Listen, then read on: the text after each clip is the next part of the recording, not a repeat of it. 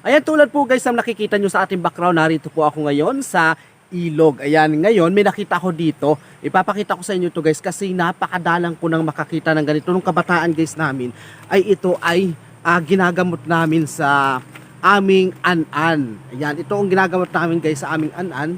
Itong ganito. Yan, sino guys ang nakarelate dito sa ganitong damo? Okay? Ito guys, ang kinukuha namin dito is yung talbos.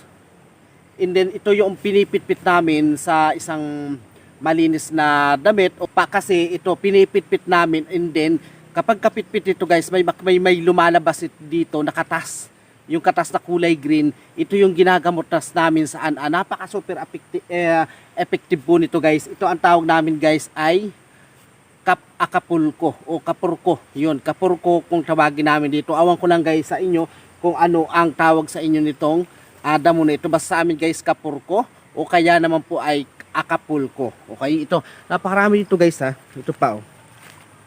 Dito ko lang ito napansin sa ilog na to. Ayan oh, may mga bulaklak siya. Ayan, kakaiba guys yung nakita ko ngayon dito. Ito nga pala guys ay bumubulaklak. Yan. Kasi nung kabataan namin talaga guys, gulpin dami kung an-an dito sa akin likod. Nagpipit-pit ako niya tapos pinupunas ko hanggang sa pumula siya. Namumula po yung kapag pinupunas mo para siya ay maging epektibo. Ito yung akapurko o kapurko kung tawagin po sa amin guys. Ayan.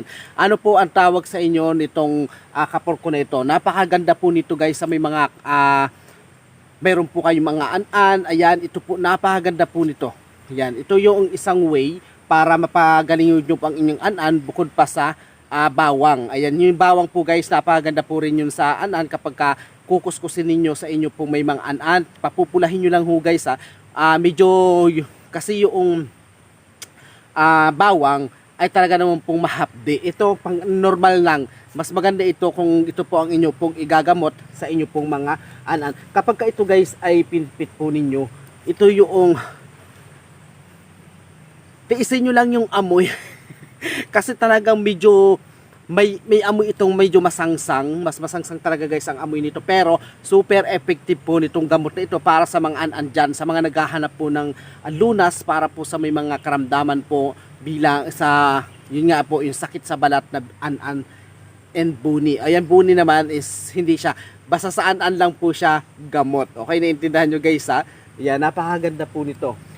Kapag kasi ito'y pinitpit mo, yung lumalabas itong katas sa kulay green, ito yung medyo masangsang ang amoy. Yan. Hindi na, ito pala, maganda rin guys ang bulaklak. Oh. Ha? Maganda rin guys pala ang bulaklak na ganito. Hindi bukod pa sa ron. Ito yung, napapansin nyo guys, yung pinakang bulaklak niya. Ang ganda. Para siyang yung bilog-bilog na bumubukadkad. Ayan. Isang kaalaman na naman po ang aking pong ibinahagi po sa inyo. Magandang araw po. Sana po ay nagustuhan po ninyo ang video na ito. Maraming salamat po. God bless.